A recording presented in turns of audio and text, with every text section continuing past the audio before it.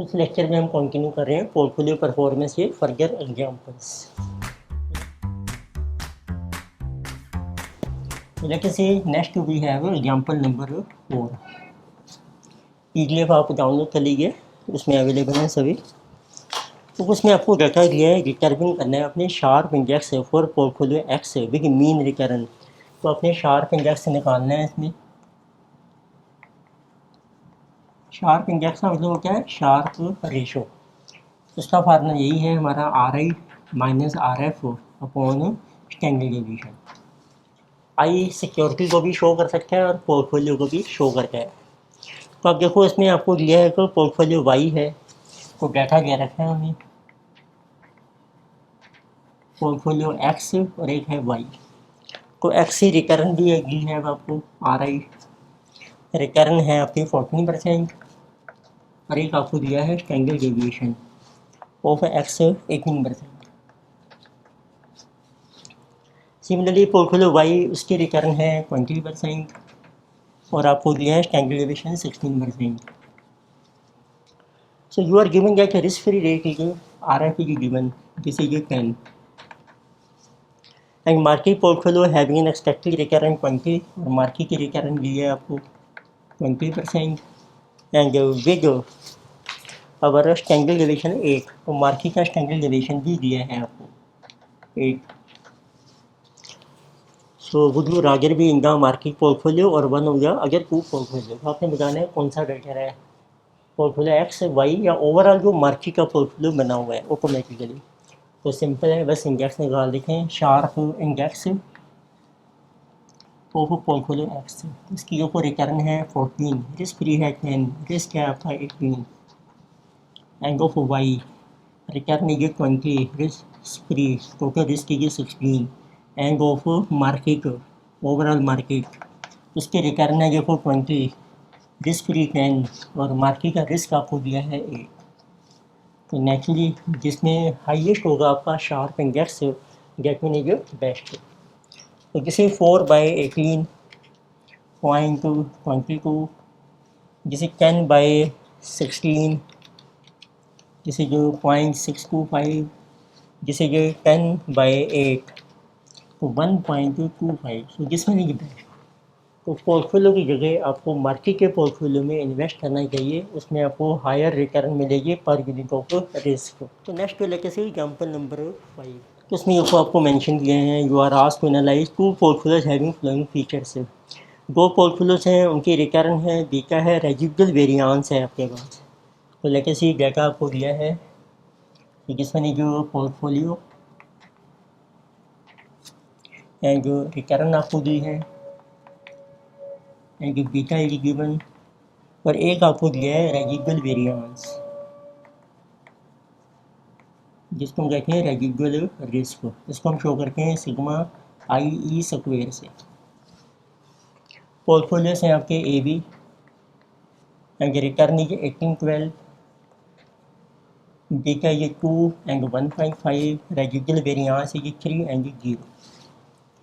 Further आपको देखा गया है RF risk free return, this is 7%, return on market portfolio RM 15% and standard deviation of market एक 6%।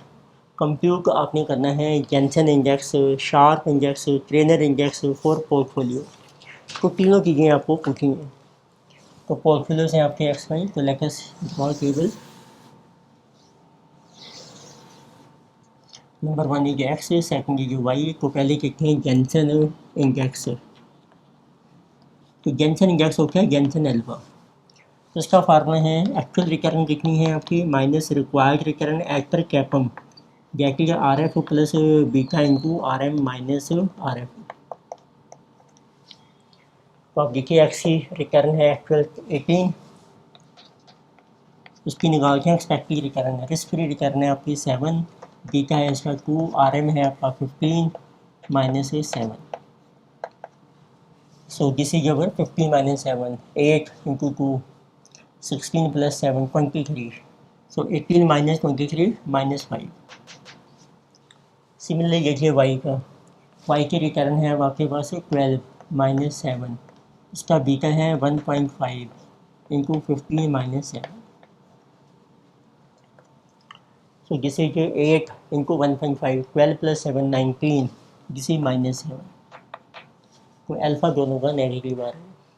फिर आपको कैलकुलेट करने हैं इसमें शार्प इंडेक्स। सो शार्प इंडेक्स उसका फार्मूला है आपका RI minus RF upon standard division. अब स्टैंडर्ड डिवीजन नहीं दिया आपको, रेजिडुअल वेरिएंस दिया है, तो पहले हमें स्टैंडर्ड डिवीजन कैलकुलेट करना पड़ेगा। तो लेट अस से उस टाइम को फार्मूला क्या है आपका, स्टैंडर्ड डिवीजन मीन्स जो टोटल रिस्क है वो है मार्केट रिस्क। मार्केट रिस्क होता है beta square into market variance plus residual risk. Residual किया है तो पहले निकाल के टोटल रिस्क ऑफ ए का जो बीटा है 2 स्क्वायर, मार्केट का वेरिएंस आपको दिया है 6 से स्क्वायर, रेजिडुअल वेरिएंस है आपका 3। So this one is our 36 into 4 147। ये बन जाएगा ए का टोटल रिस्क। तो यहाँ लिख लेते हैं A total risk of A square. इसका कर लीजिए स्टैंडर्ड अंडर रूट तो +3। So this is 12.124। ये स्टैंडर्ड डिवीजन आ गया ए का। ऐसे ही आप बी का कैलकुलेट कीजिए। बी का जो टोटल रिस्क है आपका, दिस इज बी का 1.5 स्क्वायर, मार्केट का वेरिएंस 6 ही रहेगा और रेजिडुअल है इसका 0। So this one is our 1.5 into 6 81। इसका स्टैंडर्ड डिवीजन आ जाएगा बी का आपका 9। अब इसमें बुक कर रखे हैं शार्प इंडेक्स ऑफ सिक्योरिटी ए की जो रिटर्न है 18, रिस्क फ्री रिटर्न है आपकी 7, टोटल रिस्क है आपका 12.124। ऐसे बी की रिटर्न है आपकी 12 माइनस 7, रिस्क है आपका 9। This will be sharp index 11 upon 12.124 को 0.9073। तो 5 अपॉन 9 दिस इज 0.556। जिसमें लीजिए बेटर, जिसमें हायर इंडेक्स है आपका। Then they are asking to calculate Treynor index. So Treynor index का फार्मूला है आपको, this is RI minus RF upon beta. इसमें बीटा चाहिए आपको ऑफ ए एंड बी। तो एक लिए को रिटर्न है 18 माइनस 7, बीटा है 2, this is 12 minus 7 upon 1.5, 11 upon 5.5 and this is 5 upon 1.25. So 5 divided by 1.25, this is 3.33। इसमें भी जिसमें लीजिए। Next we have example number 6। इसमें देखो, इसमें आपको यूज करने हैं using E Fama model determine selectivity, return required and next selectivity. तो ई फार्मा मॉडल है,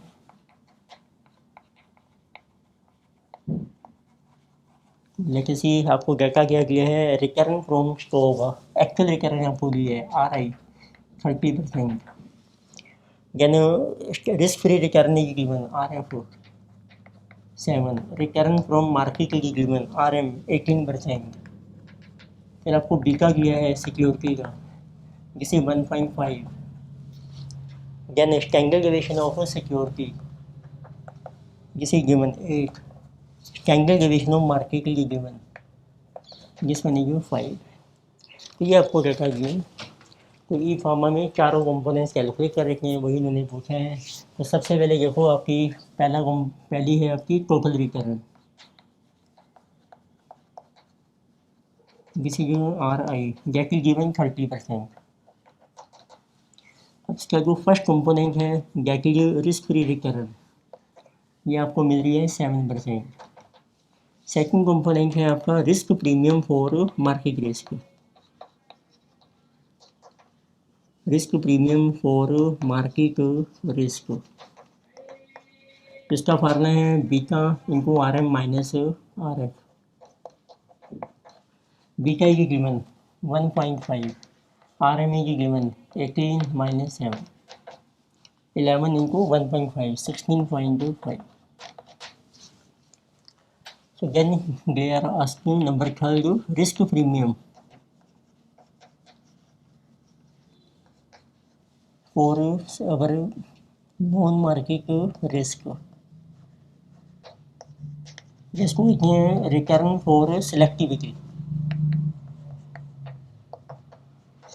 इसका फार्मूला है risk premium for total risk. Formula बन जाता है इसका RM minus RF upon standard division of market into standard division of equity minus this risk premium beta into RM minus RF.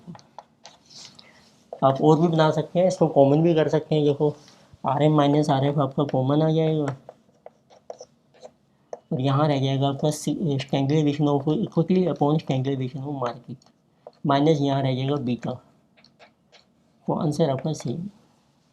तो RM minus RF है आपका 18 minus 7, 18 minus 7. January standard division of equity जिसे कि 8 upon market है 5. B का एक 1 point, B का आपको दिया है 1.5. So this you will get a return.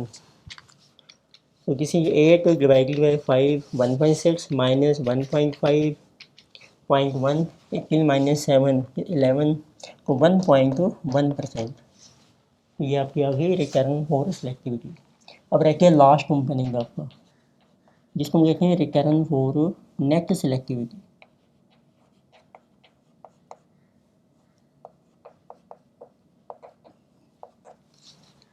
तो उसके लिए टोटल रिटर्न है आपके पास 30%, उसमें से माइनस कर दो ये तीनों components. 7 plus risk premium for market is 16.5 plus 1.1.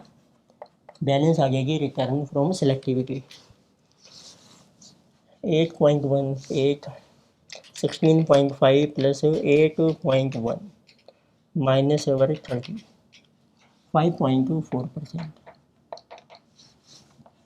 इन्होंने पूछा है नेक्स्ट सिलेक्टिविटी पूछी है. फिर एक उन्होंने पूछा है रिक्वायर्ड रिटर्न, वो होती है आपकी नॉर्मल कैटो मॉडल से. इसका फार्मूला है आपका RF plus beta into RM minus RF. तो RF है आपकी 7, बीटा है 1.5 जिसे जो 18 माइनस 7 जिसे जो है 23.5%. नेक्स्ट एग्जाम्पल है नंबर 7.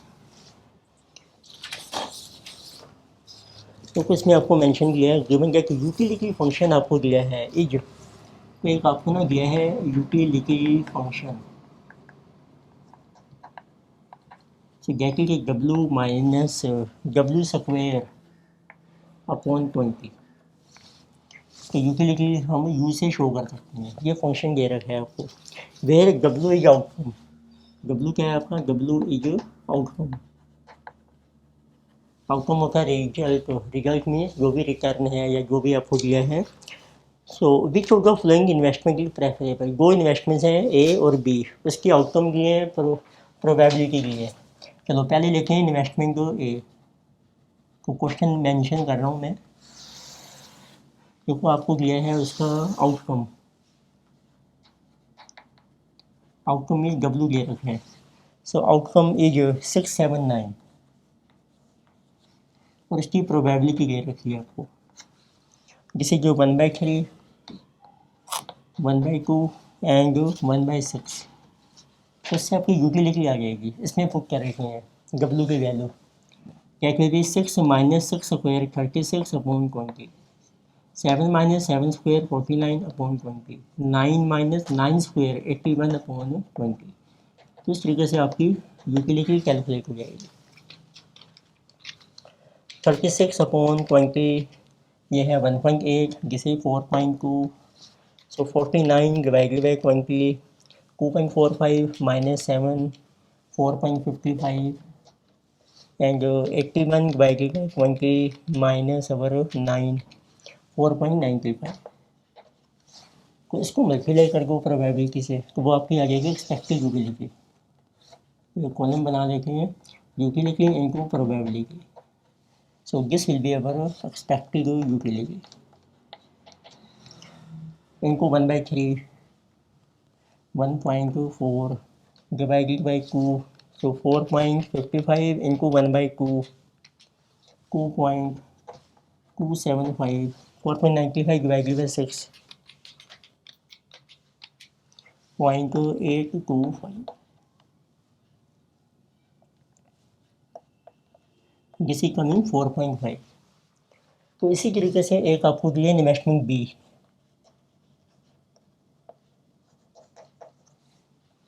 उसका भी देखते हैं क्या क्या है। उसमें भी आपको दिया है आउटकम,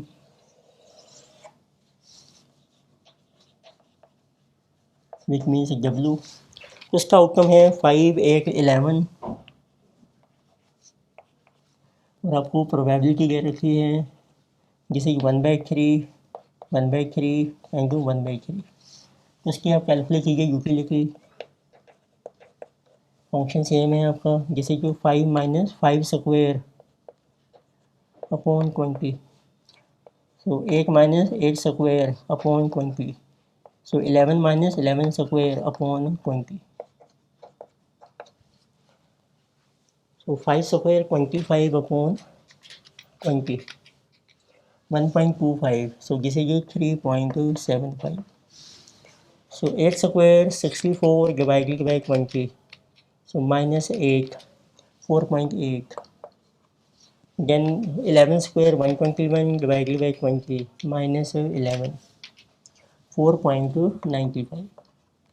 तो आप मल्टीप्लाई कर दीजिए यूटिलिटी इनटू प्रोबेबिलिटी, तो सबकी प्रोबेबिलिटी सेम है, तो आपकी एवरेज वैल्यू आ जाएगी 3.75 प्लस 4.8 प्लस 4.95 डिवाइडेड बाई 3,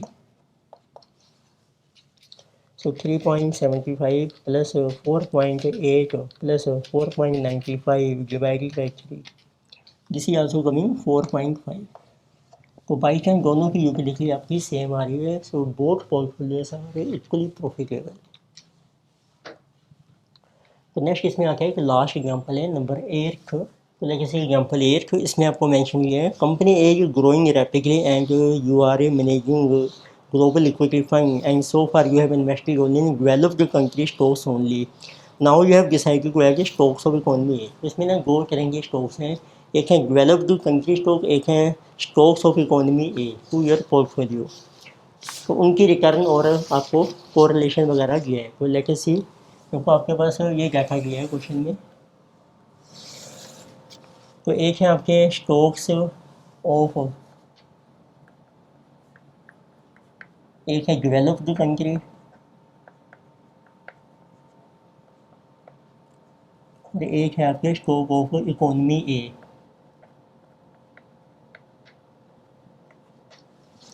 अब उनकी रिटर्न भी है आपको RI परसेंटेज में और उसका रिस्क लिया है स्टैंडर्ड डेविएशन परसेंटेज में, जिसे कि 10, 16, 15 एंड 30 और इनका आपस में कोरिलेशन दिया है आपको, कोरिलेशन इज रो 0.30।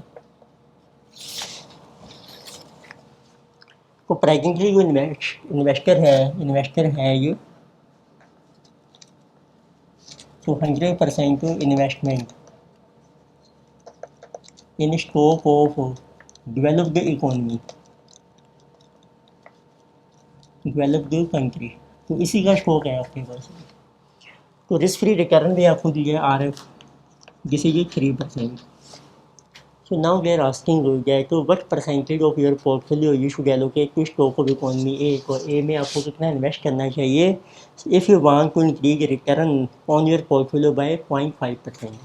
तो अब आपने ना अपनी पोर्टफोलियो की रिटर्न को इंक्रीज करना है, return on portfolio to be increase by 0.5%। इसका मतलब है डिजायर्ड रिटर्न कितनी है आपकी, अब desired return of portfolio presently आपको मिल रही है 10, तो उसमें 0.5 ऐड करेगी, तो अब ये होनी चाहिए 10.5%। अब अपनी मनी को इन्वेस्ट करनी है, अभी डेवलप कंट्री में इन्वेस्ट कर रखी है, अब कुछ हम पैसा इसमें इन्वेस्ट करना चाहते हैं, तो लेट परसेंटेज ऑफ इन्वेस्टमेंट जो आपने करनी है in stock of economy A is equal to W। So what is the percentage of investment in a developed country stock, this is 1 minus W। तो ये शॉर्ट में लिखा है मैंने, तो अब आप कैलकुलेट कर सकते हैं what should be return of portfolio. अब देखो रिटर्न ऑफ पोर्टफोलियो का फार्मूला है आपका, तो this is 1 minus W into 10 and plus इसकी रिटर्न है 15 और उसका वेट है W। टोटल रिटर्न होनी चाहिए 10.5, जिससे आपका W सोल्व हो जाएगा। ओपन करते हैं ब्रैकेट, जैसे कि 10 minus 10W plus 15W equal to 10.5, तो जैसे कि 5W इक्वल टू 0.5, तो इससे W की वैल्यू आ गई 0.1, इट मीन्स 10%। तो इससे 1 माइनस W आ जाएगा आपका 90%। तो 10% फंड्स आपको इन्वेस्ट करने हैं स्टॉक्स ऑफ इकोनॉमी ए में, तो आपकी रिटर्न इंक्रीज हो जाएगी। तो नेक्स्ट ले रहा है what will be risk of portfolio. तो यदि आपके अब ये वेट्स हैं तो उससे जो पोर्टफोलियो बनेगा उसका रिस्क कैलकुलेट करेंगे हम। तो उसका फार्मूला अप्लाई करेंगे सेकंड पार्ट में, what is risk of portfolio. उसका फार्मूला देखो, रिस्क ऑफ डेवलप्ड कंट्री और उसका weight, risk of economy A stock और उसका वेट 2 इंटू फिर को वेरियांस दोनों का को रिलेशन दिया है into standard division of 1 standard division of A into W1 WA। तो उसमें पुट करके हैं, इसका रिस्क है 16, इसका वेट आ रहा है 90%। दूसरे का रिस्क है 30, उसका वेट है 10%, को रिलेशन है 0.3, स्टैंडर्ड डिवीजन है 16 30, वेट है 0.1 0.9। तो इसको आप सोल्व कर सकती हैं। सो जैसे 16 स्क्वायर 256 इंटू 0.81, जैसे कि 207.36 प्लस 900 स्क्वायर इंटू 0.01 जैसे कि 9, यानी कि 2 into 0.3 into 16 into 30 into 0.1 into 0.9 25.92। So plus over 9 plus 207.36, so total इसकी कमी 242.28। तो इससे आप निकाल लीजिए स्टैंडर्ड डिवीजन ऑफ पोर्टफोलियो, इसका कर लीजिए अंडर रूट 242.28 अंडर रूट 15.57। ये आपका रिस्क आ जाएगा नए पोर्टफोलियो का। फिर एक और पूछा है, also show how well the fund will be compensated for the risk undertaken due to inclusion of stock of economy in portfolio। अब आपने ये पोर्टफोलियो बनानी है ए को मिला के, तो उससे आपको कितना कंपनसेशन मिल रहा है फॉर रिस्क जो आप बियर कर रहे हैं। तो रिस्क किससे मेजर होगा, स्टैंडर्ड डेविएशन से। तो स्टैंडर्ड डेविएशन से जब आप रेशो निकालेंगे कंपनसेशन की, तो वो होती है आपकी शार्प रेशो। इट मीन आपको कैलकुलेट करना है वट इज कॉम्पनसेशन आपको कितना मिलता है राइट फॉर रिस्क। तो ये आपकी इसमें टोटल रिस्क लिया है तो आप शार्प रेशो से कैलकुलेट कर सकते हैं। तो लेके से प्रेजेंट आपकी क्या रेशो है, प्रेजेंट की शार्प रेशो। जब आपने इन्वेस्टमेंट कर रखी है डेवलप्ड कंट्री के स्टॉक में, investment in developed country stock, तो इसका फार्मूला है रिटर्न कितनी है, रिस्क फ्री रिटर्न और रिस्क कितना है। रिटर्न है आपकी देखो 10, रिस्क फ्री है 3, रिस्क है आपका 16। तो ये आपकी रेशो बन रही है जिसका नाम है कॉम्पनसेशन। एक्स्ट्रा रिटर्न आपको कितनी मिल रही है पर यूनिट ऑफ रिस्क, तो जिसकी कमिंग 0.4375। तो ऐसे आप कैलकुलेट कर सकते हैं। अब जो आपने नया पोर्टफोलियो बनाया है उसकी देखो रिटर्न भी हमने निकाली है, return of portfolio, risk free return है और उसका रिस्क भी निकाला है आपने पोर्टफोलियो का। रिटर्न देखो होगी कि 10.5%, रिस्क फ्री है 3 और उसका देखो आपने अभी रिस्क निकाला था पोर्टफोलियो में, सो जिस बार 15.56। तो this will be 7.5 divided by 15.56, इसमें आपको रिस्क प्रीमियम मिल जाए 0.482। तो देखो आपका रिस्क प्रीमियम इंक्रीज हो गया 0.482 जीरो। तो इसमें से आप देखो कंपेयर कीजिए वकील इंक्रीज कितना हो रहा है आपका, increase in our compensation. Compensation मतलब है यहाँ पे एक्स्ट्रा रिटर्न, इसका जो डिफरेंस आएगा 0.482 माइनस 0.4375, तो जैसे 0.0445, तो इतनी 4.45% आपको एक्स्ट्रा रिटर्न मिलेगी बिल्कुल दिस पोर्टफोलियो। ये हमने सारे एग्जांपल डिस्कस किए हैं, ये आपके स्टडी का एग्जांपल का स्टडी मटेरियल में है सेम। तो नेक्स्ट टाइम हम डिस्कस करेंगे एग्जामिनेशन प्रॉब्लम्स। Thank you.